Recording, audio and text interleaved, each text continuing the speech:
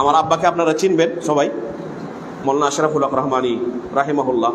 আপনাদের এলাকাতে অনেকে এসেছেন। শেষ বয়সে ক্যান্সার হয়ে গেছিল আব্বাকে, প্রায় 3 বছর পর্যন্ত ক্যান্সারে থাকলেন।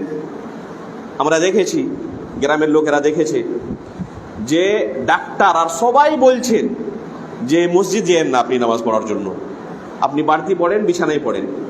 তা সত্ত্বেও কেউ থাকতে পারতো না। কিভাবে ছাড়বো আমি? সারা জীবন এইভাবে পার হয়ে চলে গেছে। কত বলতাম যে এখন আপনি তাহাজ্জুদ ছেড়ে দেন, ছাড়তে পারতেন না।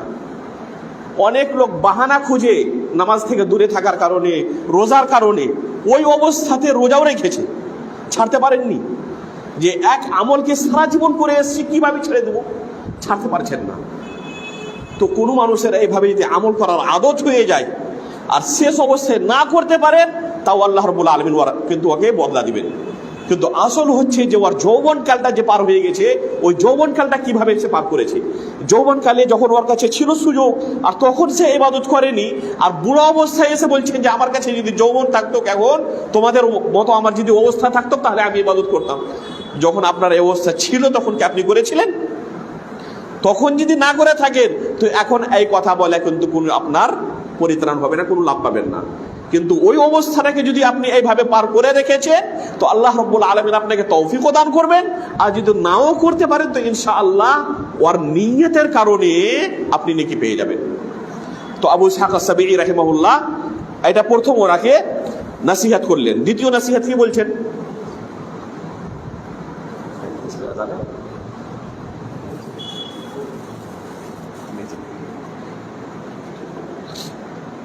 দ্বিতীয় নসিহত করছেন, ওয়া ইন্নী লা আকরাউল বাকারাতা ফি রাকাআতিন, যে এক রাকাতে আমি সূরা বাকারা খতম করে দিই। 2.5 পারা আছে তাহাজ্জুদের নামাজে, এক রাকাতে সূরা বাকারা খতম করে দিই আমি।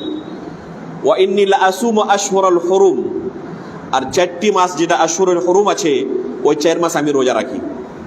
ওয়া সালাসাতা আইয়ামিন মিন কুল্লি শাহর, আর প্রত্যেক মাসে 3 দিন রোজা রাখি। ওয়াল ইসনাইন ওয়াল খামিস, আর ইসনাইন ও খামিস ইয়ানি সোমবার আর বৃহস্পতিবার আমি রোজা রাখি।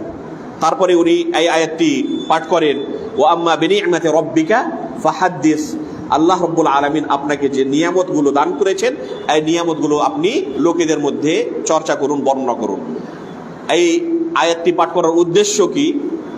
যে আমি আপনাদের সামনে নিজের কিছু আমলগুলো বললাম, ফখরের জন্য নয়, রিয়াকারির জন্য নয়। উদ্দেশ্য হচ্ছে যে আপনাদের মধ্যে যেন এইভাবে চেতনা জেগে আসে আর আপনারাও এই ধরনের জন্য আমার অনুসরণ করেন, সেই জন্য বলার আসল উদ্দেশ্য। রিয়াকারির জন্য নয় যে আমি কত মুত্তাকি পরহেজগার, এই উদ্দেশ্য আমি আপনাদেরকে বলিনি। আল্লাহ আমাকে এক নিয়ামত দিয়েছেন, এই নিয়ামতটাকে আপনাদের সামনে বললাম যে আপনারাও এই ধরনের আগিয়ে আসেন।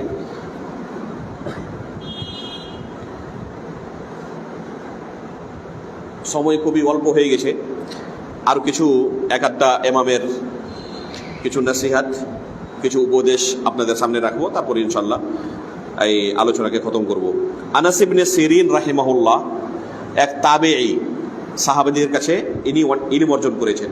এক তাবেঈ যখন শেষ অবস্থায় পৌঁছে গেছেন, মারাজুল মউত যাকে বলে, তো শেষ অবস্থায় তিনি নসিহত করছেন, ইত্তাকুল্লাহ ইয়া মা'আশারাশ শাবাব উনদুরু মিম্মান তাখুযুনা হাযিহিল আহাদিস ফাইন্নাহা মিন দীনিকুম। এই যুবকের দলেরা, তোমরা আল্লাহকে দেখে ভয় করো আর ভালোভাবে যাচাই বাছাই করে নাও যে এই হাদিসগুলো কার কাছে তোমরা অর্জন করছো, গ্রহণ করছো, এই দিন কার কাছে তোমরা শিখছো। ফাইন্নাহা মিন দীনিকুম, এই হাদিসগুলো যে তোমরা গ্রহণ করছো কোনো লোকের কাছে, এটা শুধু হাদিস নয়, এটা হচ্ছে দ্বীন, এটা হচ্ছে শরীয়ত। এই উপদেশটি অত্যন্ত গুরুত্বপূর্ণ উপদেশ আমাদের এই যুগেও। উনি কি বললেন? উনদুরু মিম্মান তাখুযুনা হাযিহিল আহাদিস, এই হাদিসগুলো কার কাছে তোমরা গ্রহণ করছো আগে ভালোভাবে যাচাই বাছাই করে নাও। তার মানে কি, যে কোনো লোক আপনাকে কিছু শুনেতে আসবে, আপনি ইউটিউব চালু করলেন আর এক বক্তা আপনার সামনে দিনের কথা বলতে শুরু করলো, কে লোকটা, ওর আকীদা কি, মানহাজ কি, সালেফে সালিহিনের মানহাজের উপরে কায়েম আছেন না নাই, কিছু আমি যাচাই বাছাই করলাম না, শুনতে শুরু করলাম। আর সে ছিল কে? সে ছিল পুরো বেদাতি। আর দিনের নামে ওর কাছে আমি কি শিখলাম? বেদাত শিখলাম। আর ওই আকীদার উপরে আমি আমল করতে থাকলাম, আর ওই আকীদার উপরে আমার মৃত্যু হয়ে গেল। তো আল্লাহ রাব্বুল আলামিন যখন ফেরেশতাদেরকে পাঠাবেন, আমাকে জিজ্ঞেস করা হবে, ওমা দীনুক, তুমি নিজের জীবনে আল্লাহ তোমাকে 60 বছর বয়স দিয়েছিল, কোন দিনের ওপরে তুমি আমল করেছিলে? তো আপনি যে দিন শিখেছেন এই বক্তার কাছে, আপনি ওই দিন পেশ করবেন যে এটা আমার দিন ছিল।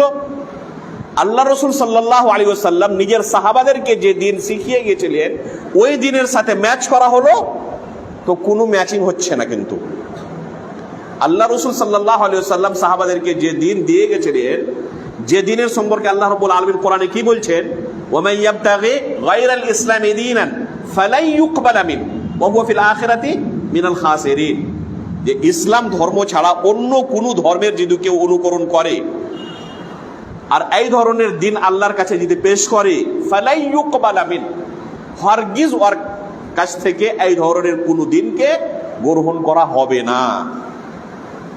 তো কোন দিন গ্রহণ করা হবে?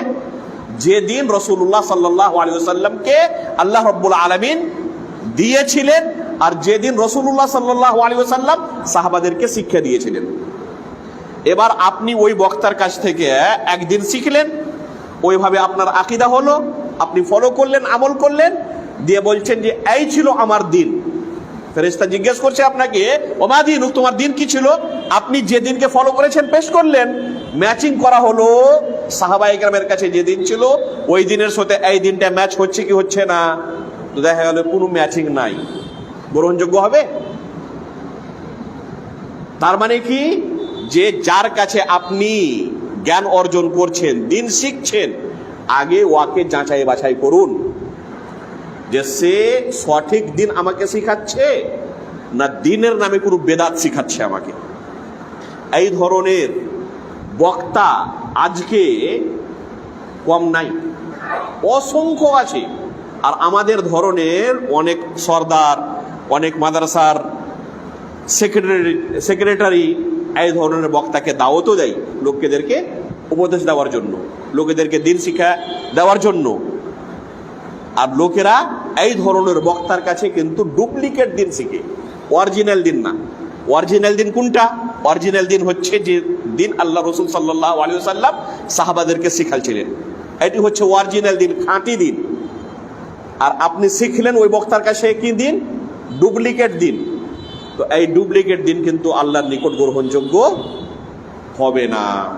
ওই জন্য কি বলছেন, উনদুরু মিম্মান তাখুযুনা হাযিহিল আহাদিস ফাইন্নাহা মিন দীনিকুম, যার কাছে তুমি এই হাদিসগুলো শিখছো, আগে ওকে যাচাই করে নাও যে সে সুন্নি না সে বিদআতি, সে আহলে হাদিসের মানহাজের উপরে আছে, সালেফে সালিহিনদের মানহাজের উপরে আছে, অরিজিনাল দিন শিখাচ্ছে না কোনো ডুপ্লিকেট দিন শিখাচ্ছে। এখন হচ্ছে কি, যে কোনো লোক দিনের সম্পর্কে জ্ঞানী রাখে না, বাংলা ভাষায়, উর্দু ভাষায়, ইংরেজি ভাষায়, হিন্দি ভাষায় কিছু সেলফ স্টাডি করে নিল, নিজে কিছু মোতালা করে নিল, পড়ে নিল, আর তারপর থেকে দুদিন পর শুরু করে দিচ্ছে এইভাবে লোকেদের কাছে বক্তৃতা দেওয়া। কিছু বক্তৃতা দেওয়ার ভঙ্গিমা আছে, স্টাইল আছে কিছু, হ্যাঁ। আর এইভাবে লোকেরা কি মনে করতে লাগছে যে যে কোনো লোকই স্টেজে দাঁড়াবে না, মেম্বারে যে দাঁড়াবে ওই হচ্ছে আলেম, আর যে যত বেশি ভালোভাবে বলতে পারছে অত বড় আলেম, যে বেশি যত সুরতান করতে পারবে অত বড় আলেম। এটা কিন্তু আসল মাপদণ্ড নয়। আগে আপনাকে যাচাই করতে হবে কথা বলার ওর ভঙ্গিমা, স্টাইল কি আছে, এটা দ্বিতীয় নম্বর। আসল হচ্ছে যে যে দিন আপনাকে শিখাচ্ছে সে ওটা খাঁটি অরিজিনাল দিন না ভেজাল মিশাল ডুপ্লিকেট দিন।